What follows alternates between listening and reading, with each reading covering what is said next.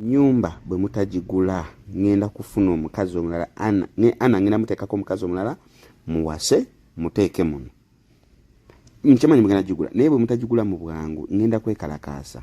Look at the place. Anyway, soko ingireko munda katuno laba oluggi. Nabagamba Morris kati laba munda. Laba omusajja kye yakoze munda. Panange wallahi nobeera ne anasigenda muzaako anangenda muleeta tubeere wano. Oh my God, look at this. Tagenda kuddamu nakwekalakasa nga tuli mwene nyumba.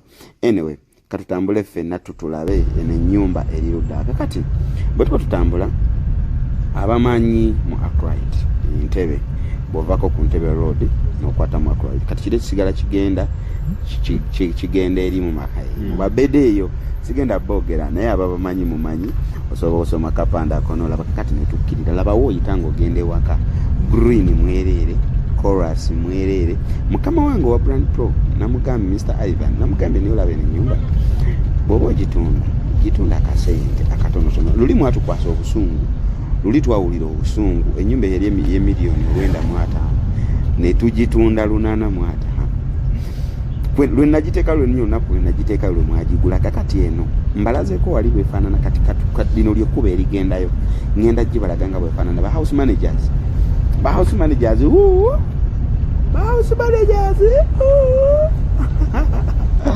kale tutambule fedda naye sokola environment kogenda okuba ng'oyitamu ng'ogenda ku nnyumba banaijo ogenda okugula. Oh my God, wallahi billahi n'ennyumba bwe mutagigula mu nnaku 3 ngenda kudda wano ku internet nekalakasi ngenda kudda ku YouTube channel wenyonyi nekalakasize wano kati soge tufune ka flow owulire ka feel k'emmotoka ng'ovuga ogende waka mu heaven.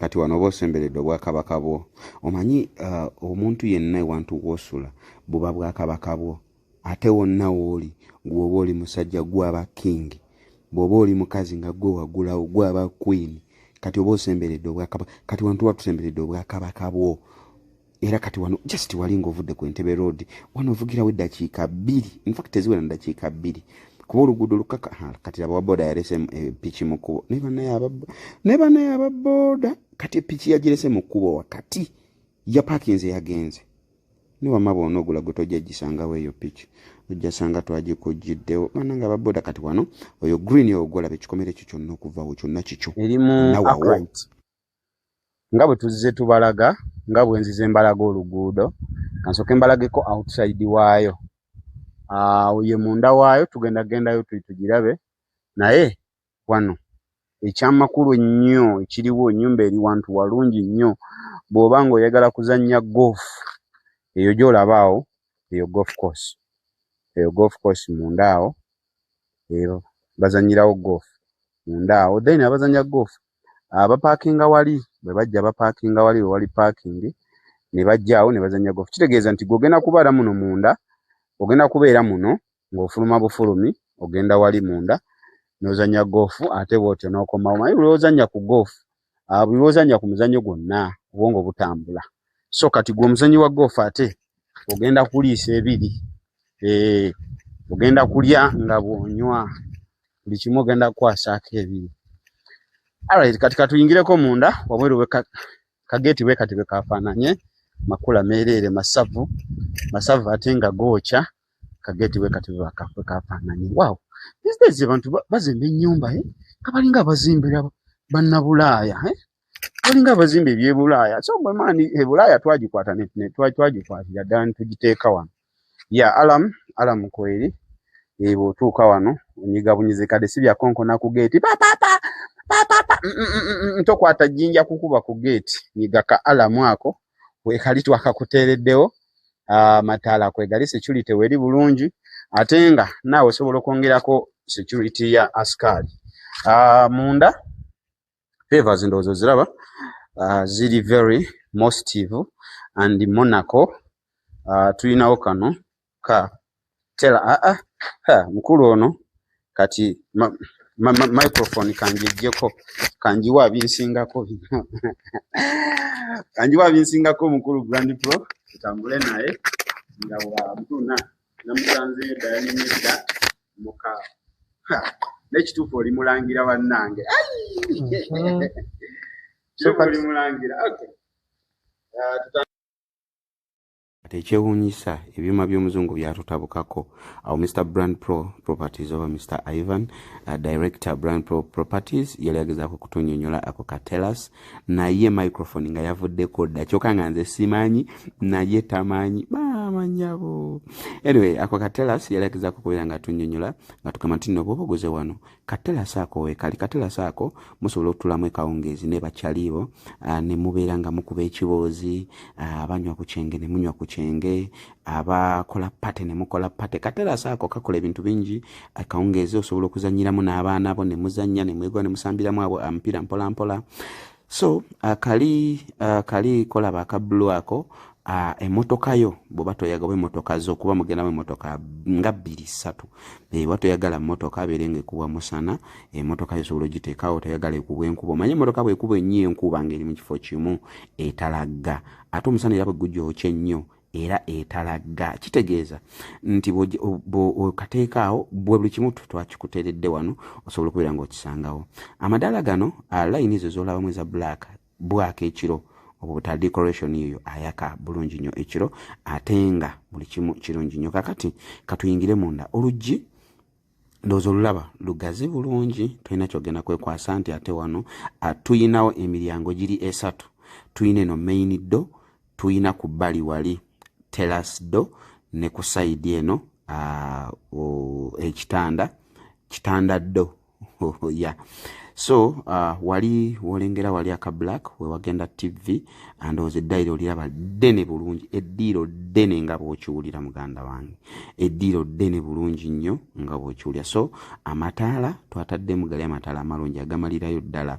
Amataala ago bw'oba ng'oyagala osobola okugateekako dim, bw'oba ng'oyagala osobola okugateekako full. Galinga bw'olaba nti mataala ga mmotoka.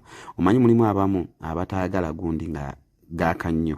So kati laba eddiiro bwe liri obunene muganda wange. Laba obunene bw'eddiiro. Laba obwaguuga bw'eddiiro. In fact si bunene buno obwaguuga. Laba eddiiro. Kakati kiri kyekiyungu. So tuba tuyingidde mu kiyungu awo ndowooza ekiyungu okiraba osobola ofumbirawo akamereko n'otegekeraawo omwami n'omuleetera nga ali sayidi zeeno ate n'abeera nga naye akamere akafunira ddala bulungi nnyo. Enzimba yakyuseemu ku mulundi guno. Ebiseera bye mbadde ne director wa Brand Pro Properties Mr. Ivan anjigiriza ebintu bingi ku nzimba. Ebintu bingi ebikyuse, technology akyuse. Ngenda balaga waliwo ka switch kengendo balaga. Akatebe kano tetukakuweeramu. Anyway, kino wano yeddiiro main eddiiro eddene ya kati wano boolaba eri wansi yonna olengera abaana bwe bazannya, olengera emmotoka ezize, oyimirirawo n'oyaniriza abagenyi, oyimirirawo n'oyaniriza aba Romantic Entertainment nga bazze okukyalirako, Maurice Jordan Kawesa nga azze okukyalirako. Geti oba ogiraba neighborhood nagibalaze andowozero obo olengera bulungi nnyo. Kati guno gwe mulyango gw'okubiri gwe mbadde mbagamba. Jjukira tulina main door, eno second door, tulina ne door endala. Kakati tugenda kutambulamu era tugenda kutambula ffenna. Eyo yonna tukyali ku ddiiro naye laba obunene muganda wange. Ya hawula maswali. Laba obunene bw'eddiiro. Omanyi abantu abamu tebakyayagala kuzimba nga mulimu abazimba n'oteekamu curtain, olumala oteekamu curtain nga ziri kumpi. Olaba obuwanvu bw'eddiiro, obuwanvu bw'okuva ku floor okwambukira ddala waggulu. Okitegedde? Olukuubo olunene bulungi nnyo musobola okweyisinga. Wabula kati wano obuzibu. Ne wano muyitamu. Wano muyitamu ne bwe muba mwayombye. Ne waliwo enkuubo ezimu nga bwe muba mwayombye muganda nga bwe muba mwayombye bwe buva mu kisenge bwoti mukazi we ava mu ffumbiro okuyisinganya mu lukubo mulina okwekoonako. Kyokka jjukira muba mwayombye buli muntu atayagala kukoona ku munne. Tekirungi gwe mbadde mbagamba. Okalaba kano olaba kati kino eno sink eriko amapeesa. Si ya kunyiga bunyizi nga zino sink eza bulijjo, eriko ne ka volume oyongeza agoocha n'okendeeza. Okitegedde? Oyongeza agoocha n'okendeeza. Gaga switch. Just your switching switch. Yeah. Olaba ne technology. Sideboard ogirabye. Ono tuteekawo bikopo, masuwaani, glasses biki. Kati laba olukuubo. Bwe mba mwekubyemu ku ngumi katwalage ekisenge atandikire ku busenge. Tutandikire ku kisenge ky'abalenzi. Kino kisenge ky'abalenzi. Boyina abaana b'abalenzi bajja kubeera nga basulira ddala mu kisenge kino bulungi nnyo nga beegazaanya. Sideboard mweziti mwe bateeka engoye zaabwe, amataala mwe gali amalungi, kavyo wabweru era nako baba bakayina bulungi nnyo. Ekinaabiro ndowooza okiraba, kirabikira ddala bulungi nnyo. Ekinaabiro kirabika bulungi as you can see. Kati tugenze mu kisenge ky'abaana ab'obuwala. Kigenze mu kisenge ky'abaana ab'obuwala balina ka blue ako. N'ebisenge bino ndabika mbikyankalanyiza. Bulu abalenzi. Kiri ekirwasookedde ddala ky'abagenyi. Kiri ky'abagenyi, kati kino ky'ekyabalenzi. Then ngenda balaga ekyabawala. Ebiyigo biraba biri very clean. Banange sente ntono nnyo ezigula wano. Ate osobola okugula ennyumba eno n'otagyebakamu that very moment. Osobola n'ogigula n'oterekamu sente zo.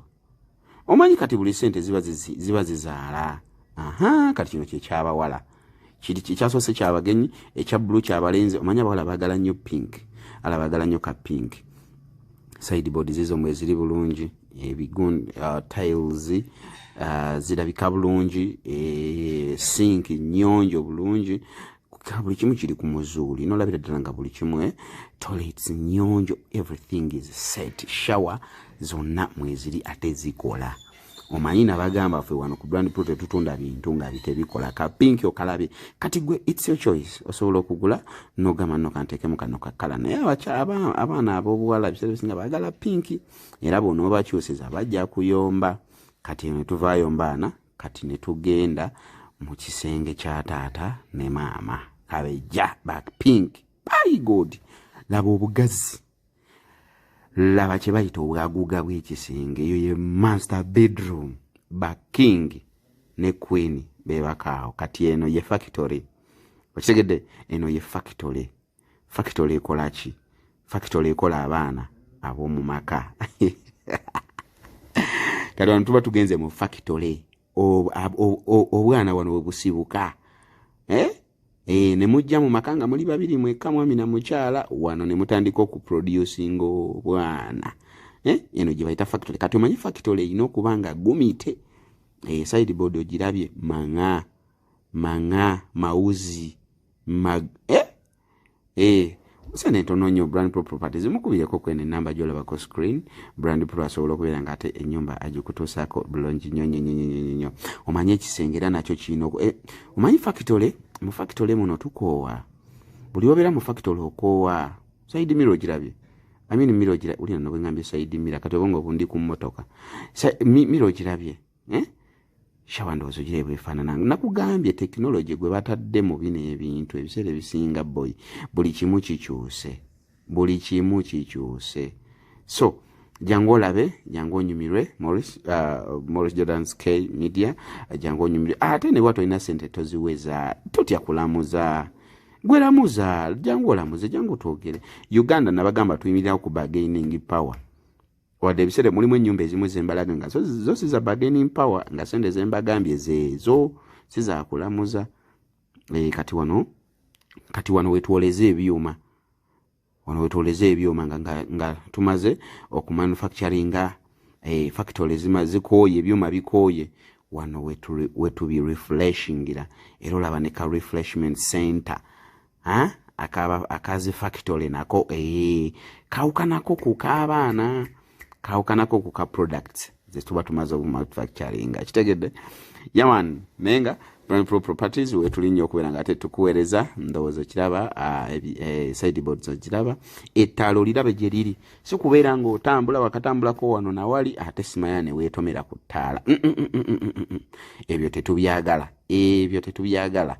Kakati laba eri kuvira tukyali no ku nnyumba emu, tukyali ku nnyumba. Laba olukuubo kyenge kyabawala kikiri, ekyabalenzi kikiri, eri ekyabagenyi kikiri, eri kati wano nojja noweta, kati wano bwoweta waliwo emmanju, kati nodda mu ddiiro. Laba obwagwe negwe basajja nga bateeka ssente mu nnyumba. Brand Pro yangambyeko ku ssente zatunda wano naye muganda wange sene nze ndaba ntono okusinziira ku kifo n'ebintu ebikirimu. Kati wano wetusikirayo mama interior n'asooka kuteera wano curtain muganda wange. Toyonoona ssente za kuzimba ojja ate ozimbe buli kimu otandike kipya. Brand Pro tuwe ssente tukuzimbire, tuwe ssente tukuguze ennyumba ewedde. Laba wabweru awula bannange. Kati kamba twaliko asikaali gyasobola okusula just in case asikaali nga toyagala asule mu nnyumba oba maidi oyagala asule wabweru. This side nugwo mulyango gufuluma emmanju ng'oli mu main nyumba.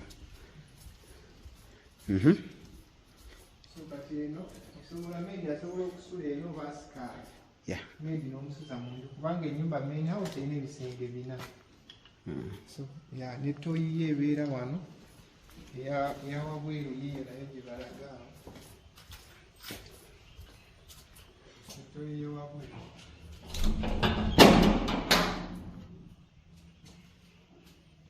Wow. Yeah. Nice. Yes.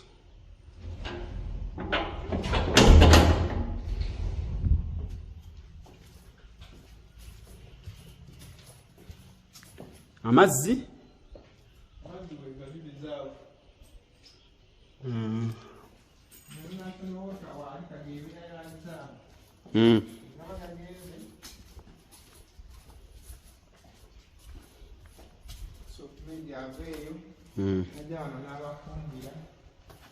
yeah.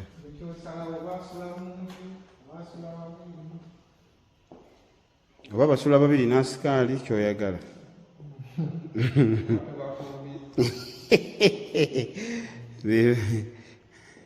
Yeah, that is it.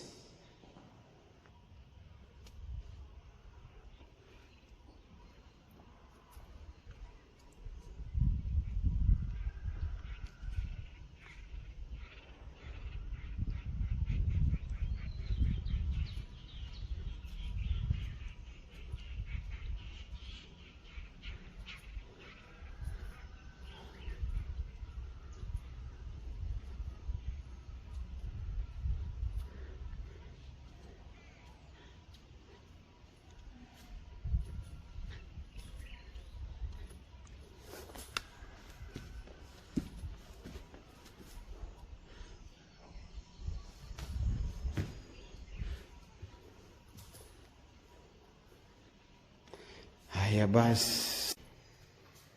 Tuli bana bangalo. Kati zino zezingu kuzibeta bangalo.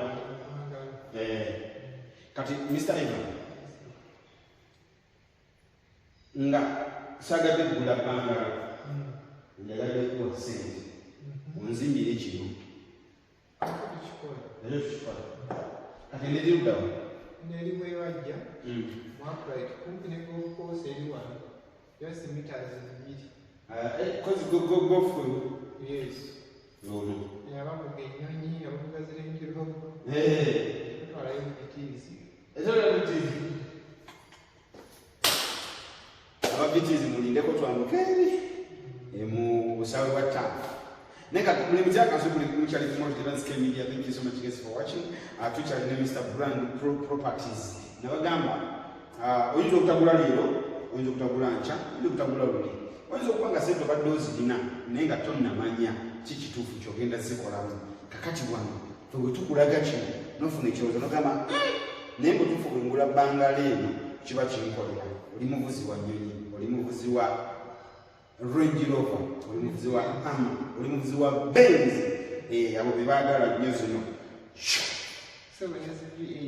ne V8 tuli mu Accolade webajja kati enyumba eno etudde ku bunene bwenkana decimal 17 kyapa ndagamba private Mailoland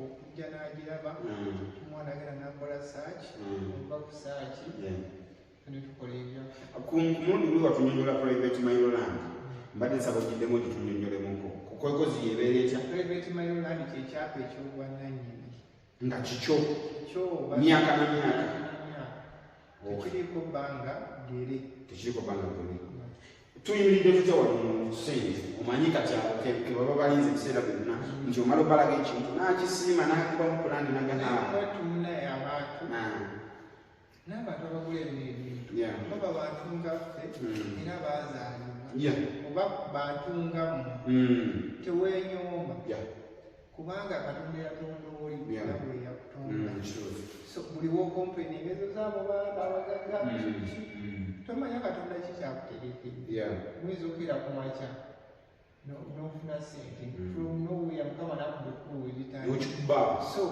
nogamba kale nange genda kagani nange negula enyumba miliyoni 5 miliyoni 6 nawe osuleko obulungi bino ebintu byansi olina okusula obulungi olina okuba olina akawunguko naye ngaolya bubi osula bubi abantu obalaba nze nalabako omusajja omu bayambala nigina naye nga biliyoni ye lwaki mwamanyi simanyi lwaki weerumya kati nze musanyukira nyo abantu wembeera ku nyonyi ntakuya emiliyoni za 3 babiri nakamakange nempumuleko ebintu byensi okukola tekukoma so bw'oba olina sente zo ate nawe oba toyina nnyingi katonda ajja kuwa ez'oyagala kubanga mulimu abagagga ng'alina biliyoni 3 biliyoni 4 naye nga teyiibaka naye bw'oba ofuniyo obusambula omwataano ojja n'ogula eno ennyumba balaga waggulu biliyoni 1.5 miliyoni olinamu 5 naye kati ebutwalisiza wansi miliyoni z'olusanvu mu 5 ojja n'ogigula nze bayizaweze nakugambye kati guno omwezi gwonna gwa ofa kati eno ennyumba bwojja n'ogigula tuterako amasanyalaze ga 10,000 n'amazzi okusangako ga 10,000 ekyo teri nno property master mulala akikola kizibu wali twakugambye protere yasooka tokugamba bwogigula tukuwa ensawo za sementi 10 ng'entandikwa kati wano tukuwa amasanyalaze ga 10,000 n'amazzi ga 10,000 jamu miliyoni z'olusanvu mu 5 ate olikuwaba wakashi n'olusanvu nyingi bw'oba olina kaasi leta miliyoni 7 tukuwe Brand Properties tusangibwa likuzana mu roundabout awo wenyini ekizimbe bakiyita MT building kiri kumpi n'emugulumazi empire ate nga naawe ayagala ennyumba ng'ojagala Dubai ojagala USA ojagala Bungereza ojagala Tanzania Kenya Uganda genda kutwala Liverpool naye ennyumba abali baba tugenda kujja tulambule nyumba Central London ndowooza 5 hours drive. Yeah. Oba otuuseewo. Why not? Nja kutwala ewagamba oyagala nnyo okutambula. Nze njagala nnyo okutambula. Ate nga ennyumba zaffe kati tukyawalaga nnyumba zaffe eziri mu Uganda, but very soon tugenda tutandika okubalaga ennyumba zaffe eziri Dar es Salaam, eziri Kenya, Mombasa, ate we tunaava twambuke paka Liverpool. Dubai, unaona tulinawo amanyumba. Morris Brand Pro Morris Brand Pro Properties. Morris Jordan's Kawesa Street at Rocky Entertainment in conjunction with Brand Pro Properties. Number is here once on the screen. Gwe tukubire tugambe nti njagala nyumba weti ne weti. Ne bwe baseno yinno. No. Bulipo abagamba. Nti ne bwo ina apartment zo. Example mu okusoma. Kwezi tuwe bwoba zagana okugwa kwezi fezi tukwasa bwoba zikaddiye nnyo tuziza bujja why not tukulaakulanya buli kimu fe wetu kasakibanga kya property tudabiriza amayumba gonna ng'olina ennyumbayo tujja gikola renovation ujja tujja kukola kabajeti katono nnyo tulinnovatinga ennyumba ogenda okuva ebweru okomawo Uganda ng'eyalekako amategulanga gaddugala ng'olubalaza lugala komewo nga mpya oyingira nnyumba ate naawe ayina ennyumba ng'ennyumba eyo mutuufu owuli mugikooye eddugala nnyo biki ffe gituguze nga bweri gwe gituguze nga bweri oba eddugala tofaayo oba olujja lwe tofaayo oba amabaati gakaddiwa tofaayo gwe gituguze nga bweri ffe tukuwa akasente fe ate tusobole okugyongerayo tukulaakulanya buli kimu. Morris Jordan's Kawesa Street at Rocky Entertainment nyongera okubajjukiza nti we bali mukola firimu za Aromatic Entertainment. Jealousy abanange tweyezeza nnyo byonna byonna bakasitoma appreciate that. Kaba tubagambe ekyo naye tusiima Mukama abanyuzeewo bonna we mujja okuwagira Brand Pro Properties. Kale have a blessed night.